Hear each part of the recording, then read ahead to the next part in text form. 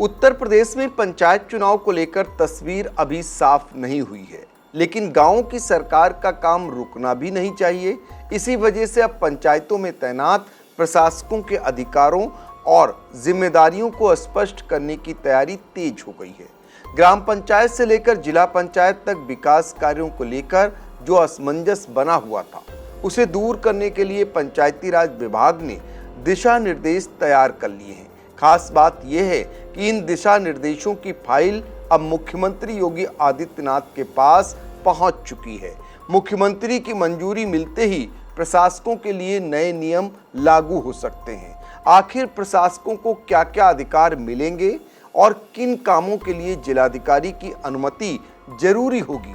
नमस्कार, आप देख रहे हैं आई इंडिया और मैं हूं डॉक्टर पंकज सिंह गौर।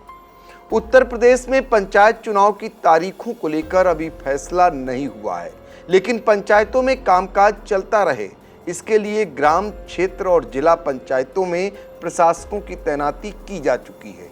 निवर्तमान ग्राम प्रधान, ब्लॉक प्रमुख और जिला पंचायत अध्यक्षों को पहली बार प्रशासक की जिम्मेदारी मिली है, लेकिन जिम्मेदारी संभालने के बाद सबसे बड़ा सवाल उनके सामने यही था कि आखिर उनके अधिकारों की सीमा क्या है। शासनादेश में सिर्फ इतना स्पष्ट किया गया था कि प्रशासक सामान्य रूटीन के काम कर सकेंगे, जबकि नीतिगत मामलों से जुड़े प्रस्ताव जिलाधिकारी को भेजे जाएंगे। लेकिन असली परेशानी यहीं से शुरू हुई। सामान्य रूटीन कार्य आखिर कौन से होंगे और नीतिगत फैसले किसे माना जाएगा, इसे लेकर स्पष्ट दिशा निर्देश नहीं थे। नतीजा ये हुआ कि पंचायतों में कई विकास कार्यों को लेकर असमंजस की स्थिति बनी रही। इसी समस्या को देखते हुए पंचायती राज विभाग ने प्रशासकों के अधिकार और जिम्मेदारियां तय करने के लिए विस्तृत दिशा निर्देश तैयार किए। विभाग की ओर से तैयार फाइल को पहले पंचायती राज मंत्री ओम प्रकाश राजभर के पास भेजा गया और वहां से इसे मुख्यमंत्री योगी आदित्यनाथ की मंजूरी के लिए भेज दिया गया है। मुख्यमंत्री की मंजूरी मिलते ही पंचायतों के कामकाज को लेकर तस्वीर काफी हद तक साफ हो सकती है। प्रस्तावित दिशा निर्देशों के मुताबिक ग्राम, क्षेत्र और जिला पंचायतों में पहले से स्वीकृत विकास कार्यों को प्रशासक जिलाधिकारी की अनुमति लेकर आगे बढ़ा सकेंगे। यानी जिन कामों को पहले ही पंचायत स्तर पर मंजूरी मिल चुकी है, उनके लिए अब प्रक्रिया स्पष्ट होगी और विकास कार्यों को गति दी जा सकेगी। वहीं जिला पंचायतों की नई विकास योजनाओं को सीधे मनमाने तरीके से लागू नहीं किया जा सकेगा। नई कार्य योजनाएं जिलाधिकारी के माध्यम से शासन को भेजी जाएंगी। इसके अलावा ग्राम पंचायतों की विकास कार्य योजना को भी जिलाधिकारी से अनुमोदित कराना होगा। ग्राम पंचायतों से जुड़े नीतिगत फैसले लेने का अधिकार भी जिलाधिकारी के स्तर पर रहेगा।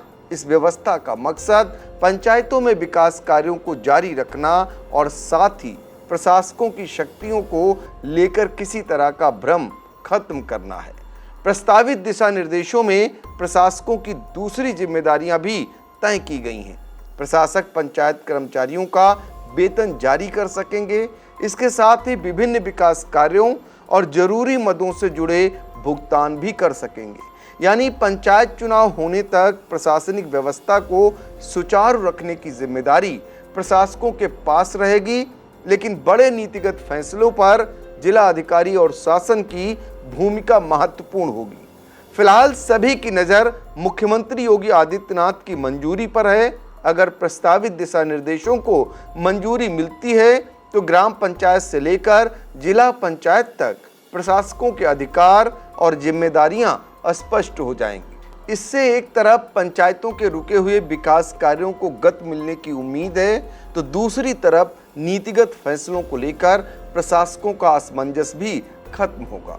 यानी पंचायत चुनाव का इंतजार भले ही जारी हो, लेकिन चुनाव तक गांवों की विकास व्यवस्था को पटरी पर रखने के लिए सरकार अब प्रशासकों के कामकाज की सीमाएं साफ करने की तैयारी में है। आपको बता दें कि प्रधानों का कार्यकाल 26 मई को खत्म हो चुका है। उत्तर प्रदेश में 57,695 ग्राम पंचायतें हैं। और ऐसे में जब प्रधानों को पहली बार प्रशासक बनाया गया और उसके बाद जो शासनादेश जारी हुआ और उसके बाद प्रधानों को लगा कि उन्हें आखिर प्रशासक बनाया ही क्यों गया, तमाम सवाल उठने शुरू हुए। तो अब मुख्यमंत्री योगी आदित्यनाथ प्रशासक जो प्रधान बनाए गए हैं उनकी जिम्मेदारियों को बखूबी तय करने जा रहे हैं। इससे स्पष्ट है कि चुनाव को लेकर जो सरकार की मंशा है उत्तर प्रदेश में त्रिस्तरीय पंचायत चुनाव, वो हाल फिलहाल होने वाले नहीं दिखाई दे रहे हैं। यानी कि ये लंबा खिंचने वाला है। विधानसभा चुनाव के बाद ये चुनाव कराए जा सकते हैं, ऐसी संभावनाएं अब बनती हुई दिखाई दे रही। ये अलग बात है कि मामला कोर्ट में अभी चल रहा है, कई याचिकाओं पर सुनवाइयां हो रही हैं। वहां से क्या फैसला आता है ये तो देखना रहेगा, लेकिन सरकार की जो मंशा है वो उस मंशा में वो सफल होती हुई धीरे धीरे दिखाई दे रही है।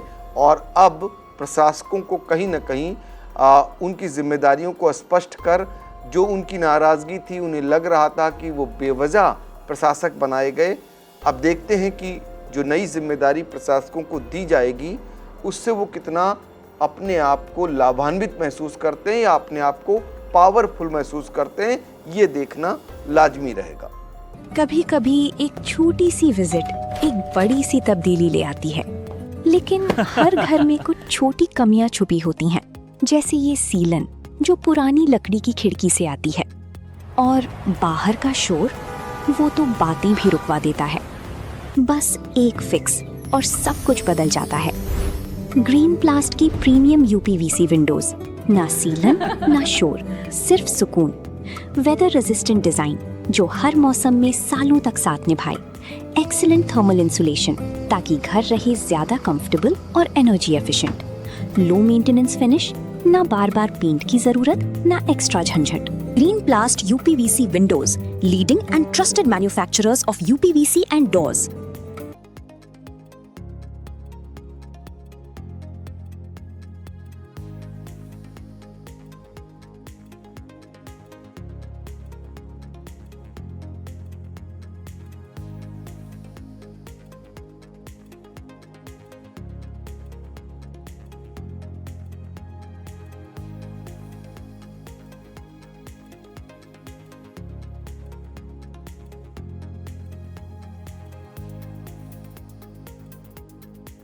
चुनावी समर में आया इंडिया का महासर्वे, विधायकों का रिपोर्ट कार्ड, जनता जनार्दन देगी नंबर। टिकट से पहले भरोसे की बाजी, 5 साल के इम्तिहान का परिणाम, काम या सिर्फ वादों का जंजाल। आप अपने विधायक को फिर देना चाहेंगे एक और मौका?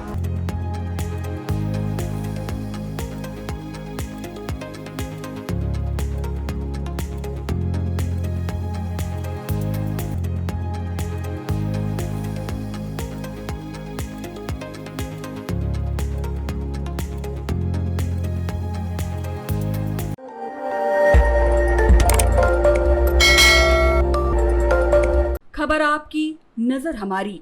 देखते रहिए आई इंडिया।